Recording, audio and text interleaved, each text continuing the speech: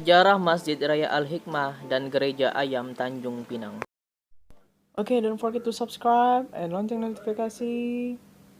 And don't forget to like and share Diansa channel. Salam kenal and nice to meet you. Jom. Halo, assalamualaikum warahmatullahi wabarakatuh. Selamat pagi, selamat datang di podcast Pagi Fidansa Channel. Nah, hari ini Vidi ingin nanya apa kabar teman-temannya Vidi dimanapun berada.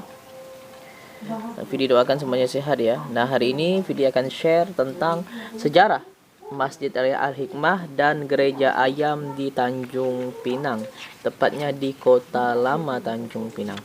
Nah, jadi teman-teman, Masjid Raya Al-Hikmah atau sekarang dikenal dengan Masjid Agung.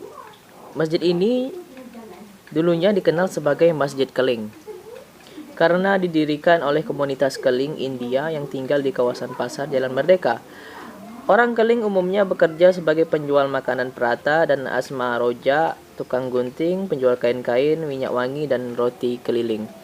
Semula bangunannya terbuat dari kayu dan berbentuk panggung. Dulu halaman di depan masjid cukup luas dan tidak berpagar. Di sekeliling masjid merupakan perkuburan muslim. Pada tahun 1950-an, sewaktu masih banyak kapal-kapal layar dari berbagai tempat, bila awak kapal akan memperbaiki layar atau membuat layar baru, mereka biasanya menumpang di halaman masjid yang lapang. Bupati pada masa itu adalah Rakana Dalian. Pada 1962, masjid ini dirombak hingga menjadi seperti sekarang. Dana pembangunan diperoleh dari swadaya masyarakat yang mengumpulkan botol bekas dan dijual ke Singapura. Juga bantuan pemerintah. 4 buah tiang masjid dibayai siswa sekolah guru A dan sekolah guru B yang diambil dari uang ikatan dinas mereka selama 1 bulan. Kemudian masjid ini diresmikan dengan nama Masjid Raya Al-Hikmah dan sekarang menjadi Masjid Agung. Nah, selanjutnya teman-teman, Gereja Ayam. Gereja ini dibangun pada masa Belanda 14 Februari 1835 dan selesai sekitar setahun kemudian. Saat diresmikan disebut sebagai The Netherlands Hervormde Kerk de Tanjung Pinang, Gereja Protestan Belanda di Tanjung Pinang. Jemaatnya adalah orang-orang Belanda dan tentaranya Belanda yang berdarah Indonesia. Menurut beberapa sumber, dana pembangunan gereja dibantu oleh Yang di-Pertuan Muda Riau 7, Raja Abdurrahman, serta Kapitan Cina pada masa itu. Hal ini sangat mungkin terjadi karena pada masa itu Belanda memiliki kekuasaan untuk meminta sumbangan dana dari daerah jajahannya. Sekitar tahun 1920 sampai 1930 dilakukan renovasi dengan menambah bangunan menara dengan tanda arah mata angin ayam jago di atasnya. Sehingga akhirnya gereja ini dikenal dengan Gereja Ayam. Gereja ini menjadi gereja Protestan Indonesia bagian barat berdasarkan Stat Bled Indonesia tahun 1948 dan kemudian disebut sebagai GPIB, Jemaat Bethel Tanjung Pinang. Di depan gereja semula hanya berupa lapangan terbuka yang ditumbuhi pohon-pohon kasuri.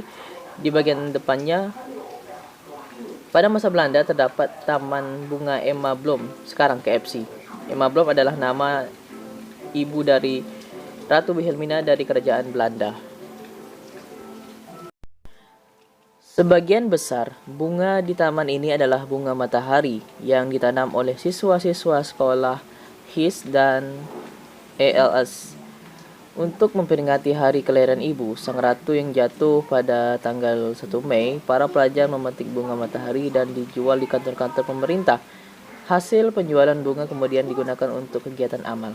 Pada tahun 1960-an, lokasi taman bunga dijadikan pemberhentian bus usaha pendidikan dari Kijang yang dikelola oleh PT Antam.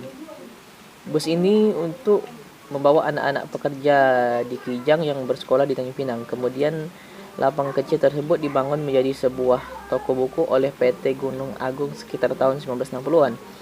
Tak lama kemudian diakuisisi oleh Bank Dagang Negara dan sejak 2006 menjadi restoran makan siap saji.